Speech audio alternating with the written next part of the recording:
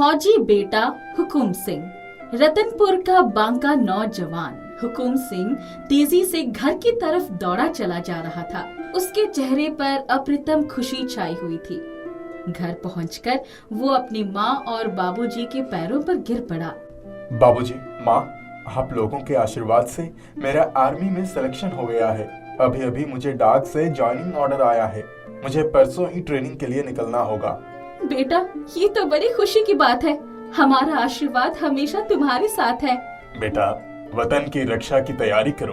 भारत माता की रक्षा फक्र का काम है। तुमने मेरा सपना पूरा किया है। मेरा भी आशीर्वाद तुम्हारे साथ है। हुकुम सिंह ने ट्रेनिंग पर जाने के लिए अपनी तैयारी कर ली थी। रात में उसके बाबूजी की तबीयत खराब हो गई। उनके पेट में तेज दर्द होने लगा। वो सोचने लगे, अगर इस बात की जानकारी हुकुम सिंह को हुई तो वो ट्रेनिंग पर नहीं जा पाएगा। उसकी माँ ने भी अगर जान लिया तो वो बेटे को बता देगी। भगवान, आज इसे राज ही रहने दो। बाबूजी पूरी रात जागते रहे, दर्द सहते रहे, लेकिन अपने इस तकलीफ को पूरी तरह से छिपाते रहे। दूसरे दिन सवेरे ही हुकुम सिंह ट्रेनिंग के लिए जाने के लिए तैयार हो गया। उसे बाबूजी को देखकर शंका हुई। बाबूजी, आपकी तबीयत ठीक नहीं लग रही है। आपका चेहरा बुझा बुझा लग रहा है। बताइए, क्या बात है?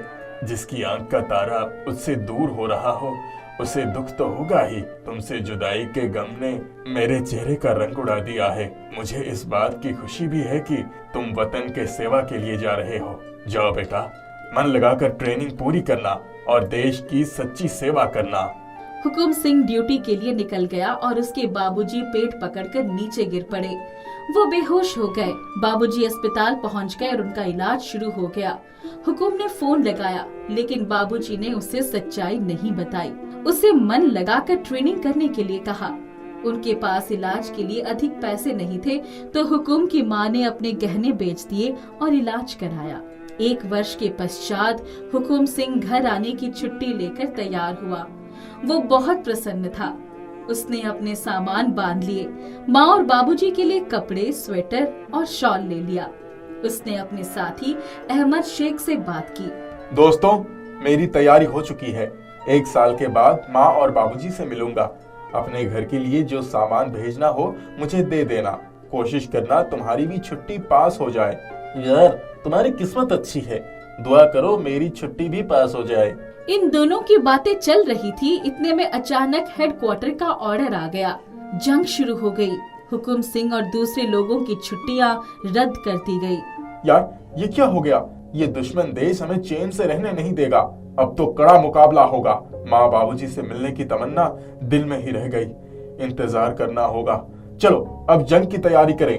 हुकुम ने घर पर फोन कर दिया और इंतजार की घड़ियां लंबी हो गई। जंग जारी हो गई। हुकुम सिंह और अहमद शेख दोनों साथ में ही सीमा पर डट गए। धुआंधार गोलीबारी होने लगी, बम बरसने लगे। हुकुम सिंह और उसके साथियों ने दुश्मन के कई बंकर नष्ट कर दिए। दुश्मन का दिल दहल गया। हमारे एयरफोर्स वाले हवाई जहाज भी आकाश से गोले बरसाने लगे। हुकुम अपने बम गोले से कई दुश्मनों को नेस्तनाबूद कर चुका था। अहमद शेख ने अपने हाथ उठाकर अपने साथी को मुबारकबाद दी। भारत का तिरंगा लहरा उठा। दुश्मन के पांव उखड़ चुके थे। युद्ध समाप्त हो चुका था। गांव में बाबूजी अपने बेटे से बात करने के लिए फोन मिला रहे थे, लेकिन नेटवर्क ना होने के कारण बात नहीं हो पा रही थी। उन्होंने कई बार कोशिश की, लेकिन संपर्क नहीं हो पाया। टीवी पर भारतीय जवानों की बहादुरी का डंका बज रहा था। सभी जवानों को छुट्टियां मिलने लगी। हुकुम के बाबूजी और माँ भी अपने बेटे के फोन का इंतजार कर रहे थे। वे जानते थे कि अब उसे छुट्टी मिल जाएगी। एक दिन आर्मी की गाड़ी आकर हुकुम के घर के बाहर रुक गई। बाबूजी और माँ को आश्चर्य हुआ। इतने में तिरंगे में लिपटे हुए जवान को उतारा गया। वो हुकुम सिंह का मृत शरीर था। माँ बाप का दुलारा, आंखों का तारा शहीद हो चुका था। बाबूजी मूर्ति की तरह खड़े हो गए। माँ के ऊपर दुखों का पहाड़ टूट पड़ा। अपने इकलौते बेटे को इस हाल में देखकर उनकी आंखों से निरंतर आंसू बहने लगे। वो दौड़कर अपने बच्चे के मृत शरीर से लिपट गई। एक सेना के कर्मचारी ने माँ बाबूजी के लिए हुकुम का सामान वही पास में रख दिया। सारा गांव इकट्ठा हो गया। बेटा देश की सेवा करते हुए शहीद हुआ, इस बात का फक्र है मुझे। लेकिन मैं एक बाप भी हूँ। बेटे को खोना, ये मुझे बहुत बड़ा दुख मिला। जिस बच्चे को गोद में खिलाया, सीने से लगाया, चलना सिखाया, पाल पोस कर बड़ा किया, वो आज मुझे छोड़कर चला गया। हुकुम सिंह ऐसे महावीर जिसने जान की बाजी लगाकर देश के लिए जंग लड़ते हुए शहीद हो गया, उसकी जांबाजी को हम सलाम करते हैं। ऐसे ही परमवीर भारत माँ की शान बढ़ाते हैं। जय हिंद, जय जवान।